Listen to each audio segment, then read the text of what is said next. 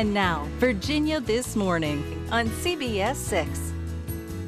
And good morning. Thanks so much for joining us today for Virginia This Morning. I'm Cheryl Miller. You know, the stock market has been quite the roller coaster lately, and you may not pay that much attention to Wall Street since you don't own stocks. But if you have a 401k, you probably do have stock investments that you need to keep an eye on. Local financial expert Bryan is back with us today with a primer on how and why we should closely be monitoring our company retirement account and taking advantage of this type of savings plan. Hi, JB. Hi, Cheryl. Thank you so much.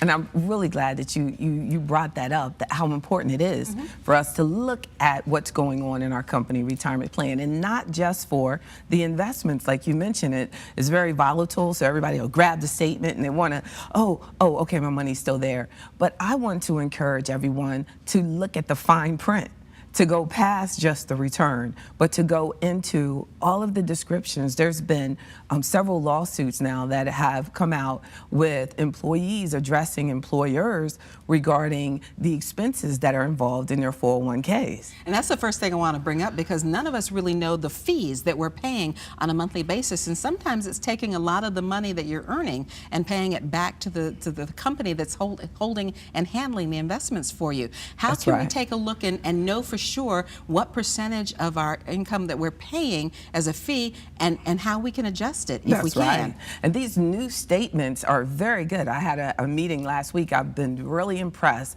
with major employers, especially, have changed their statements so that the statements break out investment fee and administrative fees. And that's what we really want to focus on. What are the administrative fees that you have in the plan? That's the part where you're actually helping your employer provide the plan to their company. So if you might have also an annual fee that's involved in the account and you don't even know that. So we need to make sure that you are calculating, because over the long term, extreme administrative fees can actually pull away from your retirement savings. So it's a benefit, but we're still paying for the right to have this investment. In many cases, there's some employers that are taking all of the administrative expense on their own, but there's ways now where they're adding that into the accounts, reducing the expenses to the employer, but increasing the expenses to the employee. So when you see changes happen at work, we need to not just say, oh, they changed companies,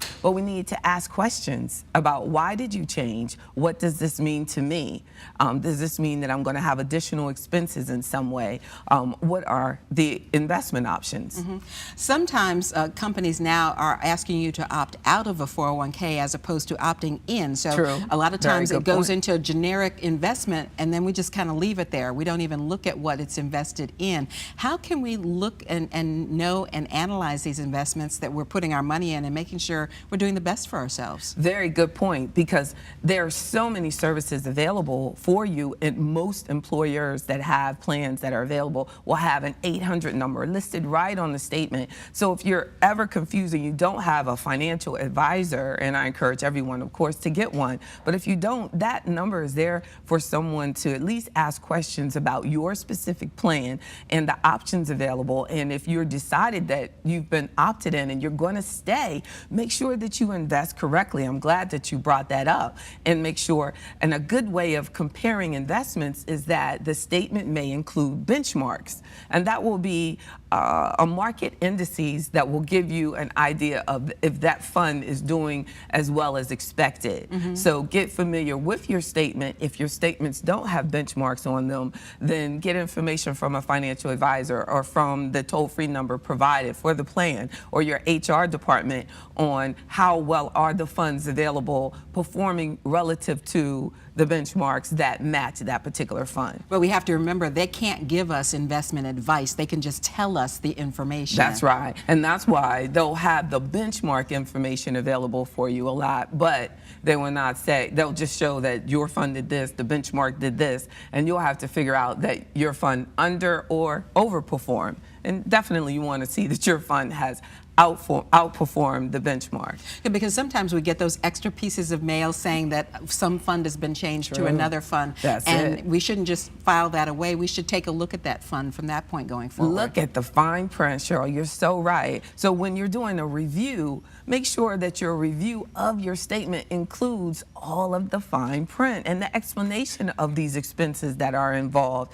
This segment is so vital if you're participating in a plan, because so many people, like you said, they're opted in or they just get in and they never look at it again. Or if they look at it, they only look at their money and what did it go in there and where it went. But make sure you understand where it is being invested in. You're familiar with your risk tolerance level, your specific goals, and are your funds in alignment with your specific needs, and how much are you paying to have this fund available, this retirement plan available to you as an employee.